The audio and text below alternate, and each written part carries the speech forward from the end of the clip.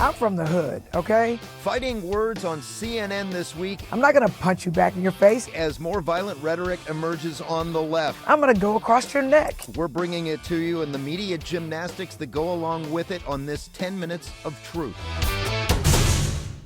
News, media, and madness all decoded in 10 minutes. Let's get it going. Bob, I thought after Charlie Kirk, maybe this would have subsided, but not at all. No, I'd say I would absolutely assert that it is getting worse. And the mainstream Democrat position, they've done polls on this where, something like it's more than half. I believe it was 52% of polled Democrats said that there are times when it would be acceptable to do political violence. So, and that's just And on the right, it was more... like 7%. I mean, there was some on the right, but Right. there was it was like 3 times as many on the left. And it's the mainstream position of the left. I guarantee that many so-called normal people who are on the left would agree that killing Trump would be, like, Trump is so evil, he's such a problem that they would be okay with killing Trump. We think you're people with bad ideas. You think we are bad people and you want to kill us. Hey, everybody. If you're tired of talking points and ready for straight talk, hit that subscribe button below and join Barrett and Baxa. Real stories, raw takes, and no network filter.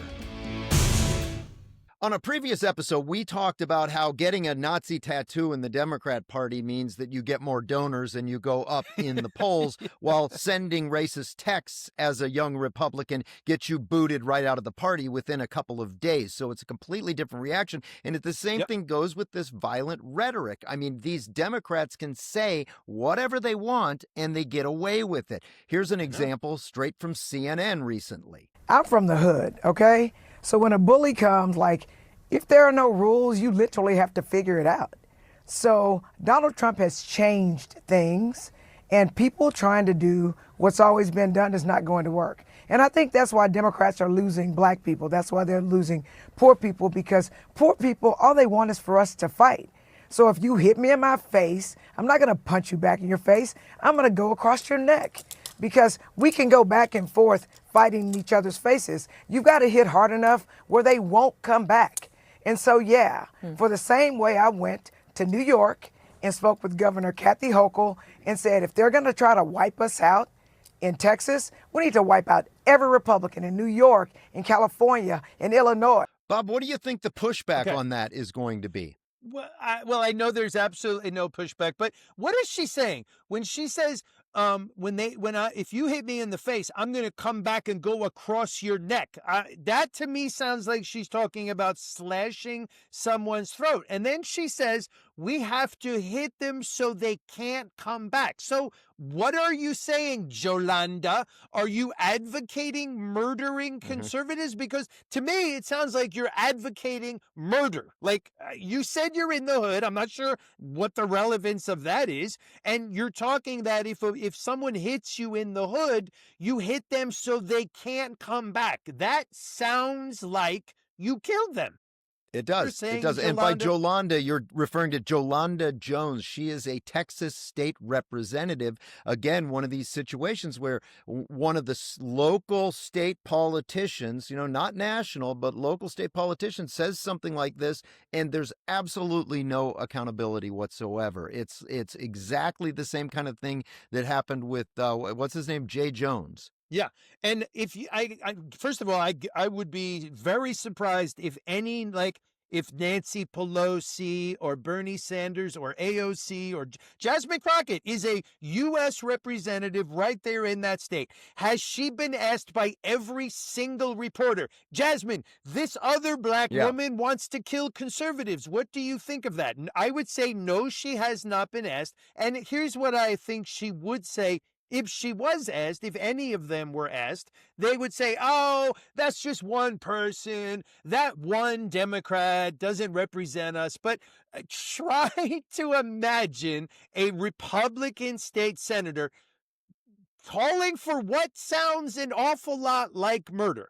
Imagine every single Republican would be asked over and over again Do you condemn it? Let me just point back to another episode that we did about how even like a young Republican, this isn't even in the real Republican Party. Right, This is the young Republicans can't even text each other mean things and racist and sexist things without getting booted immediately out of the party. So, that's a great episode as well. You might want to check it out. You can check it out on our YouTube page. But Yeah. Bob, I've got a good example of where this rhetoric leads to. I believe that it just leads to Democrats and people on the left, progressives, to be completely unhinged. And some of those examples came out of the No Kings protests. Yes. What does your sign say? We have the right to protest. And Trump would say no, by the way. Trump would say no. If Trump would say no, we wouldn't be having a protest. Are you kidding me? Are you kidding me? Well, we have a You're protest. talking about ICE going over and throwing people away? What I'm saying is we do have our right to protest. I don't believe Trump is stopping your right to protest because we're having this He's today. trying to. Are you seeing what sort of stuff he's saying? He's not here stopping it. Are you kidding me? Trump would Where have to is be he? in 101. Trump would have to be in over 1,000 locations to stop these protests. These are happening all over the country today. It doesn't matter. Of course he's not here to stop it. You really think that the New York City police would allow him to go over and send troops to stop this protest? This is entirely legal. But if we had a king, we wouldn't be able to have the protest. No, we would. We would. We would. The worst dictatorships in the world have protests. You don't understand that. Do you really think that a dictator, a king, is all powerful? No, they're weak. They are weak. They make a country weak. Every time that a king... This guy has That zero was idea great. what he's talking about. He's Thank just you. an idiot. First of all, I haven't seen that before. There's so much there. I don't even know where to start. So first, let me thank you, Steve Barrett, for putting that into like our to bring show these to because you, that, Bob. yes, I love that. Okay, so first of all, why would they all look the way you know that they're going to look? But that's Yeah. a separate issue. He's saying Trump doesn't allow protests, and then the person points out, but you're out here protesting. Yeah, but Trump He would loses stop it. us. And okay, but Trump's not stopping you. Well, he can't stop all of us. Okay, so that proves that you can protest. And Right. but Trump is weak. I mean, he's strong, but he's also weak. I mean, the kid was going in circles. Did you see this U-Haul incident, Bob, that happened? Yes, I did. So I Yeah. want to play a little bit. This is Fox News coverage, and KTVU, a local television station in Oakland, captured this video after an all-day protest, right? So you've got the police officers on edge, and they were staging some federal troops, or supposed to be, at this Coast Guard facility. So at one point after the protest is over, this random U-Haul truck just starts backing up toward the gate of this area where they had it cordoned off, and this Right. is the incident that happened.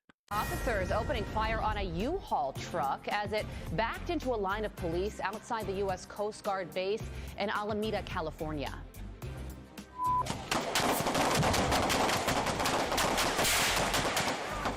So how do you know? How do you know that's not Timothy McVeigh backing up with a bomb right there to bomb you right after the protest? Apparently this guy, the protesters say that he had nothing to do with us. This was not part of the protest. But, Right. Of course they did. It shows you what a scary situation all of these ICE officers and other officers who are helping protect ICE, what kind of situation they're in because of this kind of violent BS that's going on, on every microphone, on every left-leaning media outlet in the country. You start coming near the front gate and you don't follow the orders, you are going to get fired upon, and you should be fired upon. And now top national Democrats have decided that they want these angry protesters to be able to track ICE. Over the course of the next couple of weeks, the Oversight Committee will be launching on their website a master ICE tracker, where we're going to be essentially tracking every single instance that we can verify that the community will be able to send us information on. How can that be, Unbelievable. Bob? Like, you I can don't know. connect the dots here. The dots can be connected from Jolanda Jones in the beginning to this guy doing the ICE tracker at the end here. They want this to continue, it seems. Yeah, I mean, please tell me what your legitimate reason for telling people where ICE is going to be. I mean, it's one thing to tell people where ICE has already been, but to give people a heads up, if you don't like the law, change the law. That's it. It's very simple. Change the law.